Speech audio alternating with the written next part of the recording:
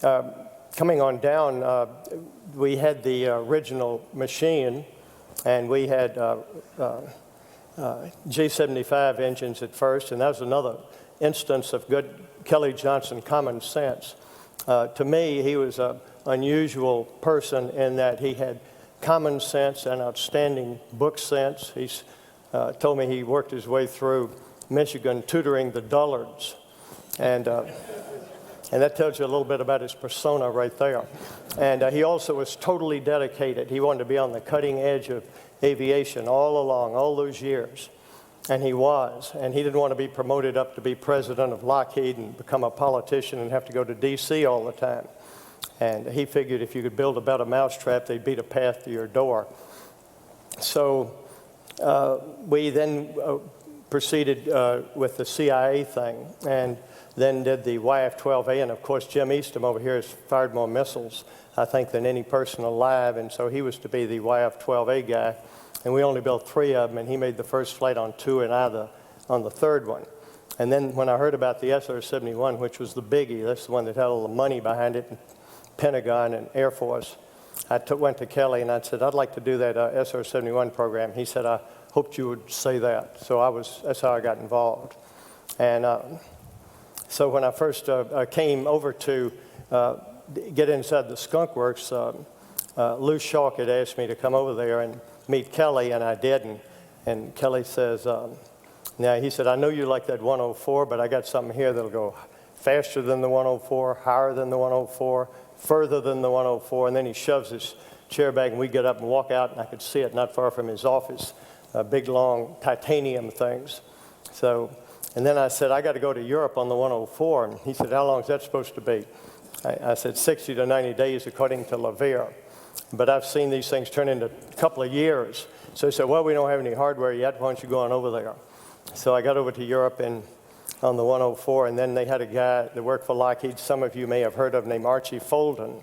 And he was head of the worldwide 104 program, which was a lot of money involved. And he blocked me returning for some time. And then Kelly had told me, he said, normally you're supposed to have you checked out by the CIA before you go any further, but he says, I've never done this before and I'll never do it again, but I've checked your background personally and I'm vouching for you.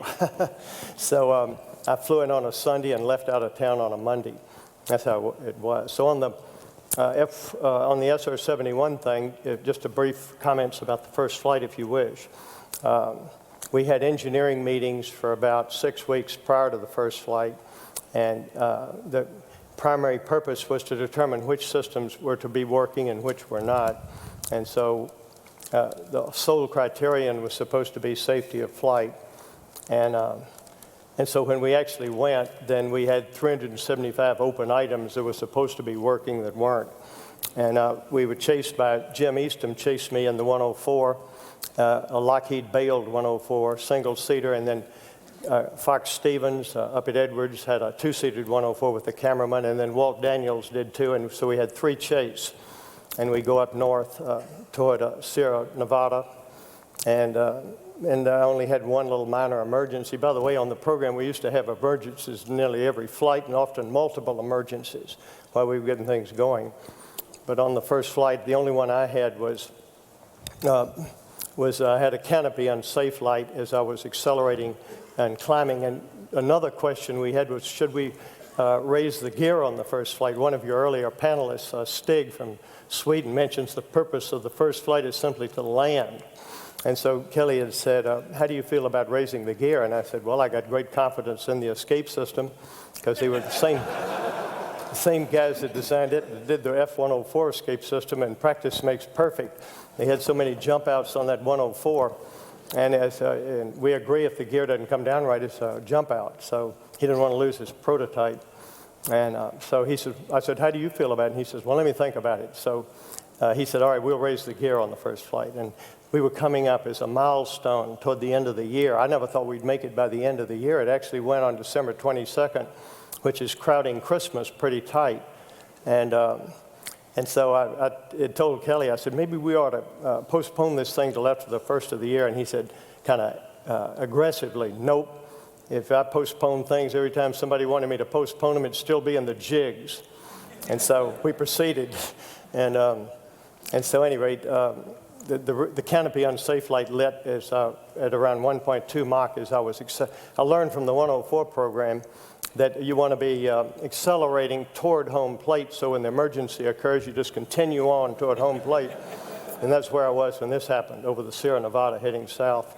And so then I pulled it to mid burner, and it stayed there. And then I looked around at the canopy, and I know how it's designed. The same people at the Skunk Works designed it for the F-104.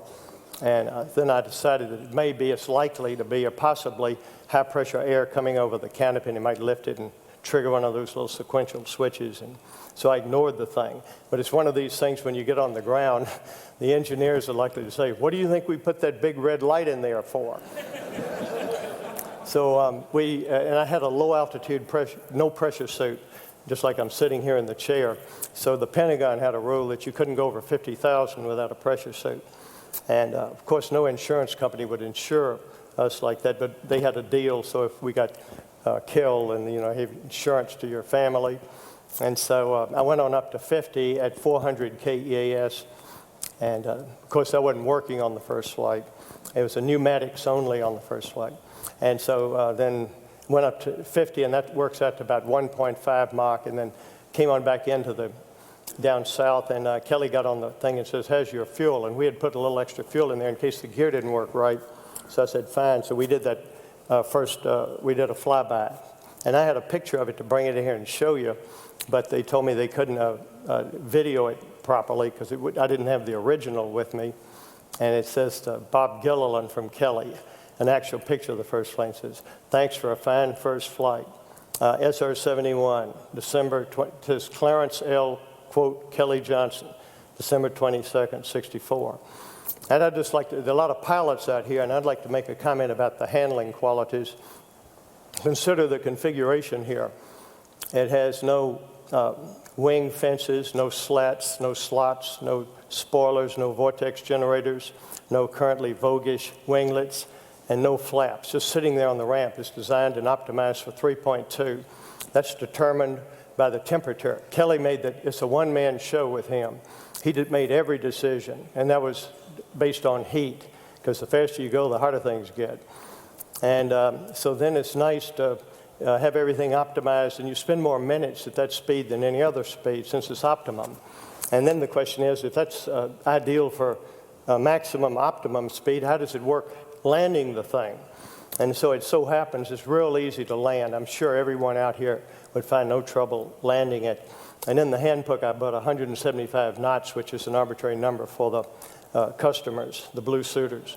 And since it's arbitrary, I assumed a lot of people would be maybe complaining about it and say it ought to be higher or lower or something.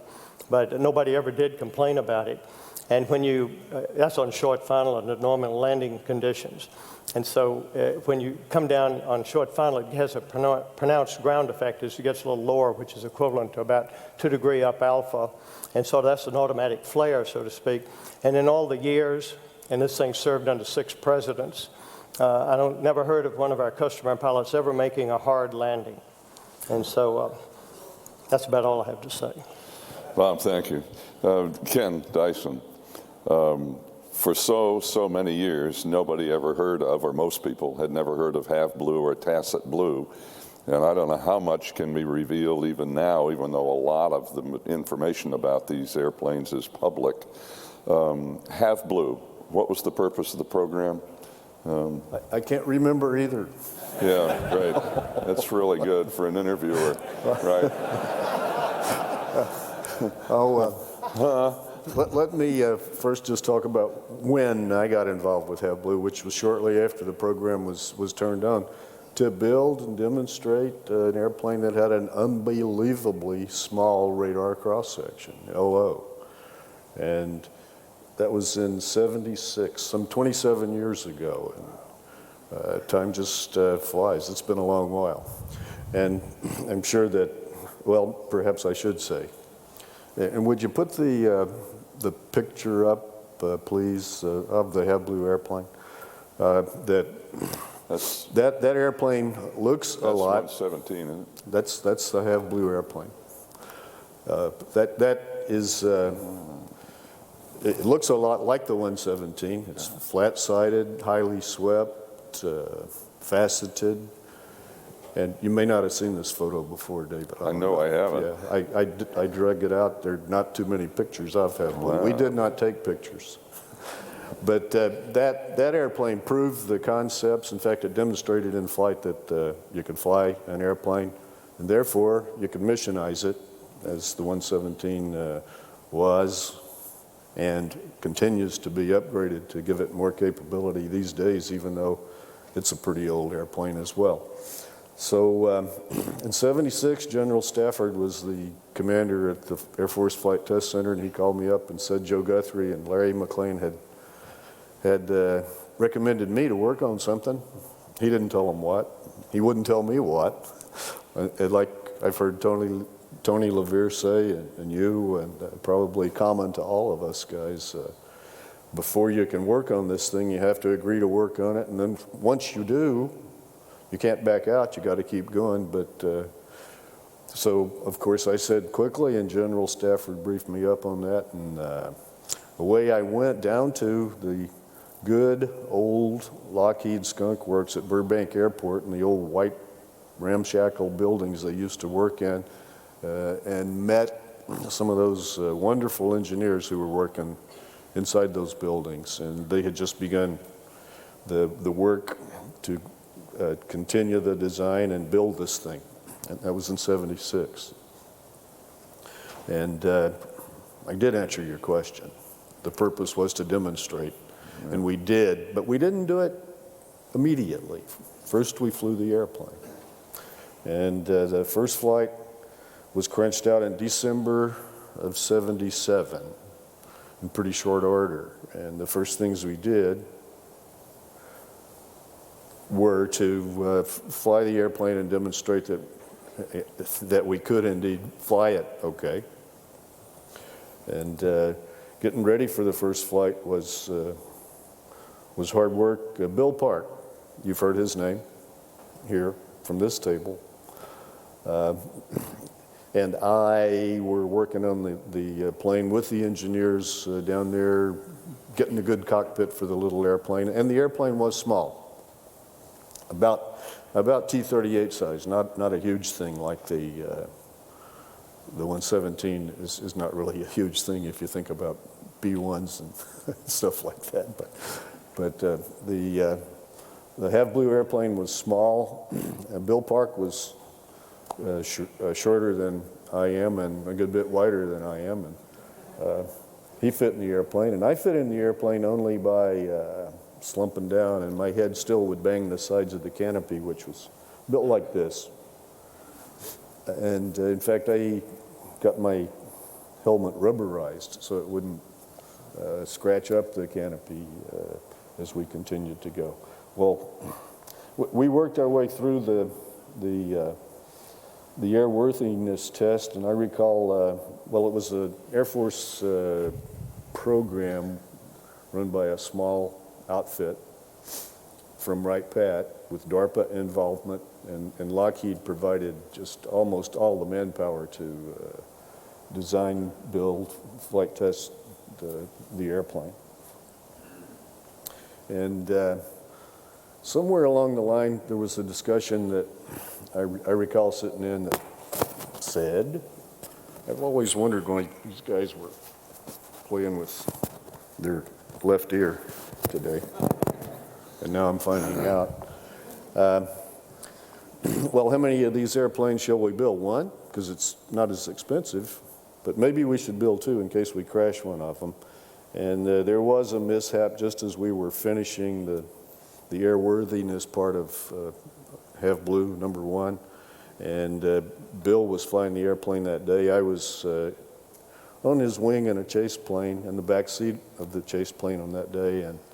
And Bill had a controlled ejection because we'd gotten a landing gear jammed up, and we decided ahead of time that if we had that configuration, we would not try to land it for fear that the airplane would roll up in a ball and kill the pilot. So the control room stood by that prior agreement and directed Bill to go do that, and he did. And when he ejected, he was hurt pretty badly.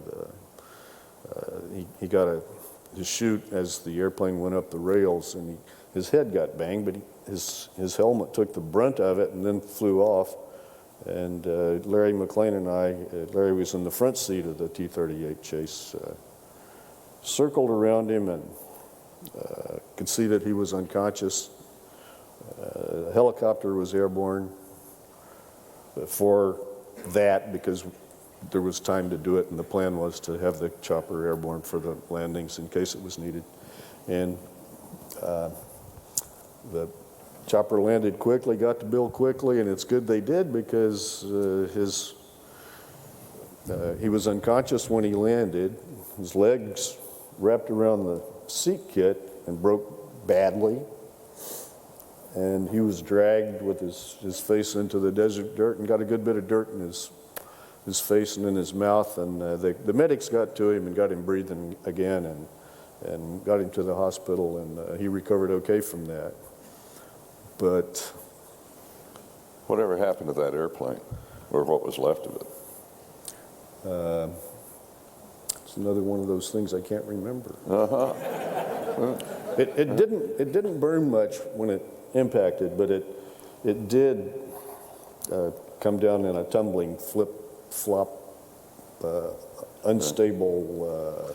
It never stayed in any orientation very much, and it didn't burn much, and it was taken care of. What about you in the second airplane? Did you ever have any serious? I do remember that.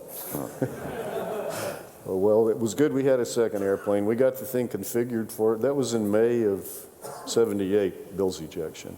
And in July of '78, we had done enough thinking and fixing and getting ready and working on the second airplane to make it flight ready, so that we launched the thing and flew a bit less than half an hour on that first flight of Airplane 2.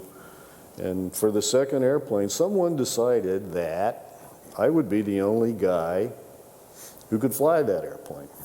And Bill Park was not allowed to fly anymore. He'd ejected from enough airplanes. The company said, "Okay, Bill, you just stop this. You're using up our ejection seats." And I did have some pilot help. Ray Gowdy from Lockheed and Russ Easter came aboard and helped do simulation and chases and preparation and thinking and doing all the things that pilots need to do. And I sure was happy for their help. And so we proceeded with 3 short flights to get confidence the airplane was indeed ready to go, and we began the airworthiness testing. We began the low observables testing on that airplane on the 4th flight. And we flew against systems that would measure the LO characteristics of the airplane.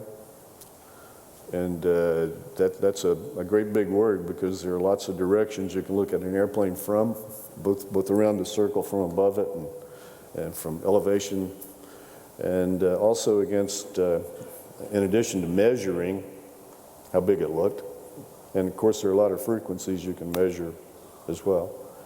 We flew against all the operational systems we could think of and get, and we could get any system we could think of because we had enough wham. And the Skunk Works books, Ben's book starts off with they talk about he was out by a operational Hawk system, and it knew where we were coming from and when we were coming. And it never did see us. It did see the chase plane that was off somewhere else, not exactly with me. And we always did have a chase plane, of course, because we were concerned something might happen. And somewhere about 50 flights into the program, about a year later in 7/11/79, I flew the last flight of Have Blue ship number 2. It lost one hydraulic system. I turned around and started coming back home. And that flight was flying against an F-15 to see how well he could see us. We didn't get very far into it. As I started return to base, The second hydraulic system started coming down after a firelight had come on for one of the two engines. The engines were underwhelming, by the way. The airplane had about as much thrust to weight as a military power T-38. After flying the Eagle jet, well, it was quite a different thing, but then the purpose of the airplane was to do what we've said. And when the second hydraulic system went, the airplane pitched violently in the negative G direction first, and down to around the negative 6 Gs, and then immediately up. The pitch rate was somewhere 100 degrees per second, which is an awesome pitch rate on an airplane. And the airplane didn't go around. By that I mean it was here down to about there, and the wind blasted it back up to about there. And so that was the oscillation that I rode through. A few of those as I was tossed about in the cockpit. I found the ejection ring. It's not really fun to do that. And pulled that thing, and up above 20,000 feet is where I was at that point in the return home. The seat, the canopy went bang, and I went up the rails, and by golly, my chute started deploying immediately as I was going up the rails as well, but I didn't get banged in the head enough to hurt, and found myself for a nice long ride down in a parachute. I had 10 minutes flying time that day and 10 minutes parachute time, and got on the ground happily with kind of an achy back, and I jumped right up after my parachute landing fall, and decided it didn't really feel very good, so I just decided to lie back down, and I did, and got the chopper guys to come get me, and they came and got me. We had indeed demonstrated the LO characteristics of that kind of a machine. And the 117 at that point, there was so much confidence in the data we'd gathered earlier that the 117 had already begun grinding the wheels, and that program had begun, and it wasn't flying, but the wheels were grinding. Well, let's move right to Tom then on the 117 and come back to Tacit Blue. 117, tell us what you can tell us, and how fast it went after what they had learned. We went very quickly, David. You know, Kenny and Bill and those folks on Have Blue basically invented the cure, so it was up to us to come up with a disease that went with it. And in that, we tried to turn this wonderful technology into a genuinely useful tactical airplane. I certainly played a small part of that. There's a lot of other folks in the audience here that played a far bigger part than myself. If you have any questions on the F-117, Skip Anderson's out there someplace. Skip's the first Air Force pilot to fly the airplane. John Beasley and Roger Mosley, Don Cornell, I've seen them. And Bob Loschke, the fellow that did all the flight controls on Have Blue and F-117. He's the only guy I know of that can double the IQ of any room when he walks in there. He's one heck of a guy. At any rate, the thing we had to do was to transform this technology into a viable tactical airplane. We did this entirely in the black, obviously, and in a parallel to what, to bring up the same things Jack Krings was talking about this morning, about having to not do your spin test because they're meeting on the budget. I personally think one of the best things about black programs isn't that you keep the secrets from the bad guys, it's you keep the secrets from the other guys in this country, so you can get on with the work.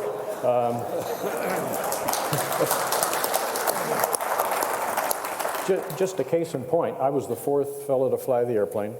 I flew it at Thanksgiving time of 1981. We knew right around rotation on the first flight that we had a problem with the directional controllability of the airplane. The fins were sized too small through a unique result of the wind tunnel sting we used. In fact, the airplane, of course, is so bizarre looking. We always used to joke we're flying the box that it came in instead of the airplane. But we knew the tails were sized too small. In the time, I never flew what we called later a small-tailed airplane. I flew the 20th and the 21st flight in the airplane. Hal flew at the end of June of 1981. Hal Farley did the first flight. By the time I get into that airplane, we had already beat the problems to death. We found what the problem was. We redesigned the tail. We had built them, tested them, installed them, and it was basically old news by the time I got in on the 20th flight of the airplane. I doubt very much we'd still be selecting an accident-board president at this stage of the game if we kept going like that. We had the airplane, basically, the handling qualities, things done fairly early. The weapon system, like most of us know, took a little bit longer. Integrating off-the-shelf things is always an easy task. But we had a squadron in the field in 1983, a little over 2 years after first flight, so we were going very fast. How difficult was it to have kept that quiet for a long period of time? Oh, quite difficult. I mean, as was brought up earlier, we all have big egos around here, and to have your wife have nothing but an 800 number to call when something goes wrong, you'd like to come home and say, honey, you know what we did today? Man, we did this, and you just can't say that. But from the public, I mean, generally in the media and all of that, how, because it was several years, was it not? Oh, it was, I believe we had, Early 117 90s? was kept secret even longer than the SR-71, A-12, YF-12 game.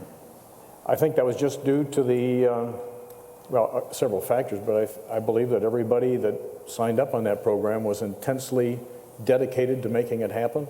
We were certainly all marching in the same direction, and everybody just kept their mouth shut. We had the ability to work in an area where maybe there aren't too many other folks around to fly by. Like these guys had to have such a large area to fly SRs. They were bound to be out amongst them. So.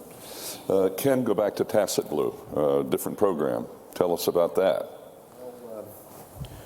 After the Have Blue airplane leading to the 117, I thought I understood what stealth was about. You made an airplane with flat sides and no wings and all of that stuff, and I was invited to come work on the Tacit Blue airplane, and the first time I saw that machine, I had to do a double take. I was off for a new thing. And would you roll the video, please, just so the people who haven't seen it can see what I'm talking about. The Tacit Blue airplane was about the size of a Phantom in terms of length and width, and it did have wings and had a big bulbous fuselage. As you can see, there was a chine all the way around that thing, and it demonstrated stealth with curvilinear surfaces. From the chine, the bottom of the structure did a little S-turn into a flat bottom, and the top of the structure did a turn into sides that were tapered slightly in, and the engines were stuck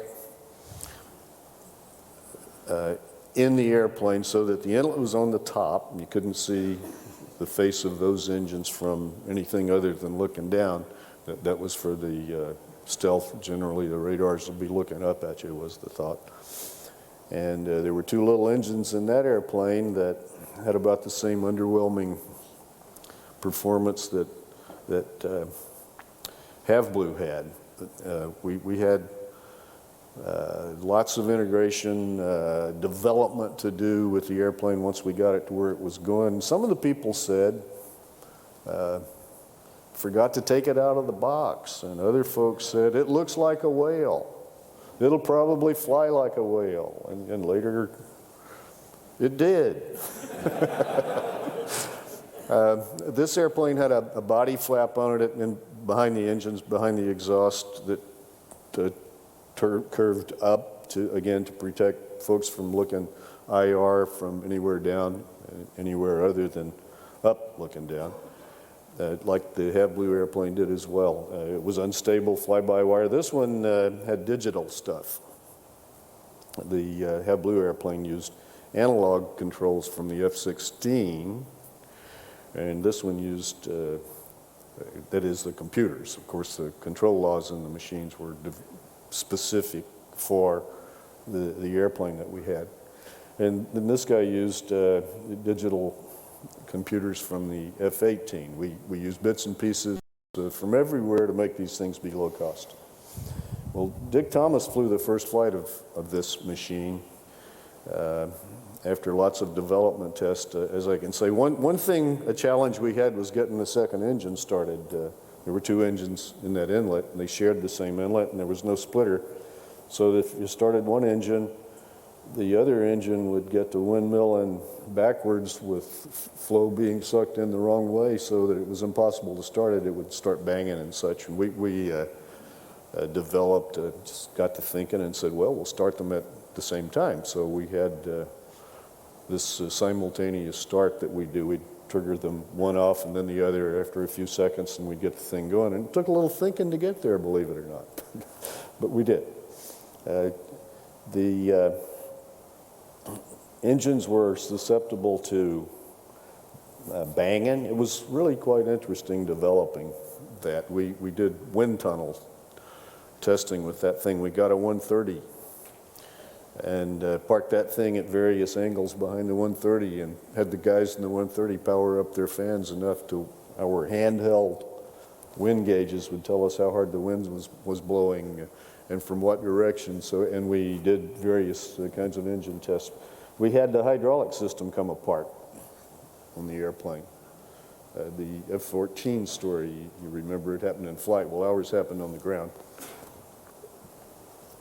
And we had to do many iterations. In fact, we did a lot of engine runs with the hydraulic systems disabled because the earlier ones, the big, massive hydraulic leaks when the lines would break, and we'd have to stop for the hazards that presented, and do a lot of work clamping in different places, putting resonators in it, investigating the stuff. And we finally got past all that stuff and got first flight, and Dick Thomas flew it. I was on his wing. Again, hard-working guy. He and I, like Bill and I had done, went through all the stuff, preparation for the first flight of that thing, and I was the chase guy, tucked right in, and as Dick lifted off, we had a nice control room there to take good care of us, help us understand all the things we needed to understand and give us direction. The TM died. Be advised, we just lost all TM. And the thing that happened was the TM went to a high power setting upon breaking ground, and we just hadn't checked that, or we had a faulty fuse, but a fuse blew when that happened, and all the TM was lost. And so the only thing that we could do was Dick flew around, felt the airplane out some, and I was on his wing giving the assistance that I could, like airspeed checks and controlled position indications and such. And we had a successful first flight. Then we flew the second flight and got some data and continued on only 13 flights in that airworthiness test. After a few flights, I started flying it, and then he and I alternated, again, similar to the Have Blue work. And on the last airworthiness flight, before we laid it up for missionizing it, making it LO, it wasn't that way for the airworthiness because it didn't need to be. We got Russ Easter one flight in that, and I left the program as it continued to demonstrate its purposes, which were to demonstrate LO and also to demonstrate a radar. So the idea was this kind of airplane could be built and stand up. No one would see it, and it would see the battlefield and do the same kinds of things a Joint Stars does. And then I left the program, and let's see, Russ, Don Cornell, Dan Vanderhorst were the three other Air Force pilots to fly the thing, and Dick Thomas did continue to fly it. And there. Rick, so how did this lead to what you did with the B-2? Well, the B-2 was also built by Northrop, and obviously a number of the technologies that were in the Tacit Blue airplane had flowed into what we had in B-2. there are a number of the different programs that these guys participated in that we got the advantage of in what we were trying to do on B-2. In the essence of time, Roy Martin has forced me to limit myself to 3 stories about B-2, and 3 that I like telling.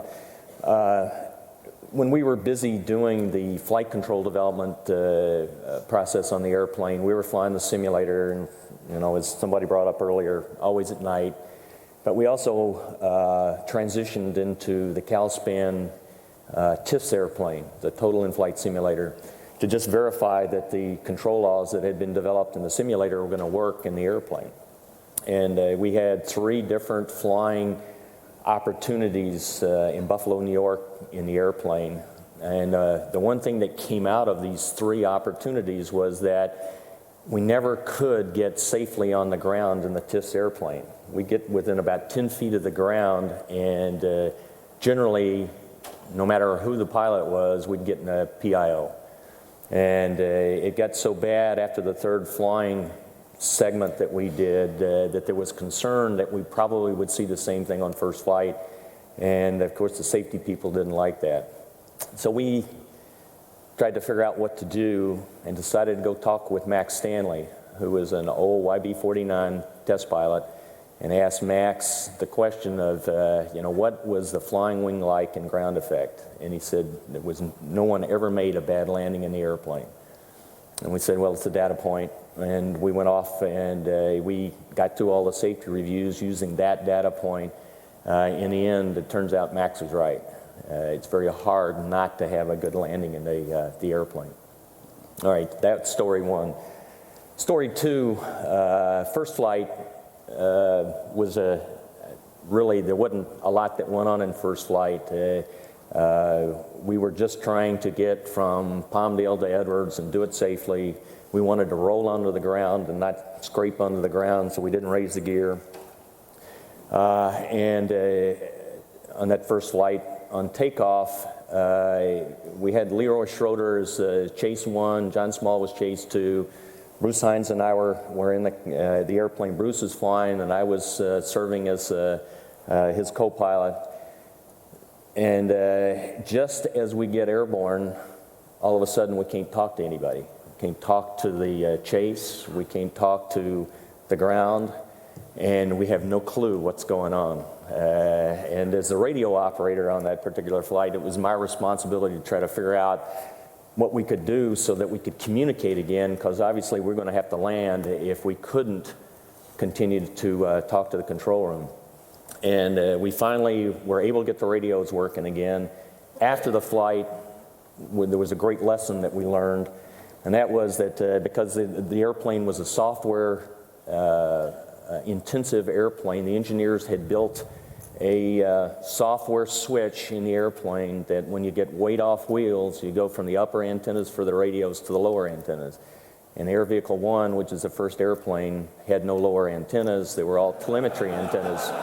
And so as soon as we got weight off wheels, the software switch happened, and there were just no antennas. And the thing that ultimately got the radios working again was switching back to the upper antennas.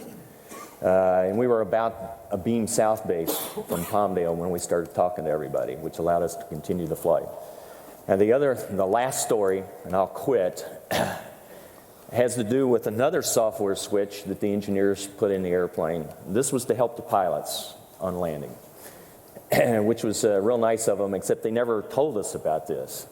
And on first flight, the landing was a good landing, got the nose wheel on the ground, and the airplane started to track to the left of center line, and Bruce corrected, and we rolled out and debriefed and everything. Second flight was mine.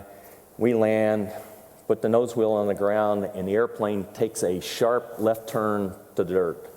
And we're both fighting on the rudders, trying to keep it on the runway, and Bruce says, well, what do you expect?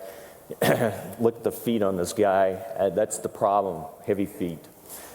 And we talked about it in the debrief, but we assumed that maybe my piloting technique wasn't the best, and we went on to third flight. Third flight, Bruce got an even wilder ride trying to drive us into the dirt just as we touched down. And that's when we started asking questions. And it turns out the engineers had developed a technique to help us in crosswinds and had built in some beta feedback loop into the nose wheel steering system so that it was automatically trying to correct for the wind. And we had a crosswind from the right, and it was trying to correct to the left, and it was trying to drive us off the runway. We went back to the simulator after that and tried again, because we'd never seen this, and we discovered that that's exactly, I mean, the way they had mechanized this was terrible. We said, take it out. They did, and to the best of my knowledge, they never put it back in the airplane. It works well. How's the airplane now? Well, Tom LeBeau is out here someplace was saying they just dropped, I guess, 82 JSOWs out of the airplane on 82 different targets where the weapons bay doors opened and all 82 weapons came out of the airplane and then they shut, and it was successful. So it's been a good airplane, good airplane. I'd like to make one comment about something, and I think we've kind of skirted around this many times in the discussion we had. When we started working on B-2, there were 132 airplane program. There are 21 airplanes flying, and that's it. That's the end of the number of airplanes that are going to be built. If you look at the amount of money that was invested in all of the test cells that we had and all of the ground test capabilities and the flight test program, and consider that invested money, we as a nation didn't do ourselves a favor by only building 21 of those airplanes. We should have built probably the whole fleet of 132, retired the B-52s, maybe even retired the B-1s, but we just continually shoot ourselves in the foot. I hope the same thing does not happen on the F-822 program. Rick Couch, Ken Weir, Ken Dyson, Jim Easton, Tom Morgenfeld, Bob Gilliland, thank you, gentlemen, very much.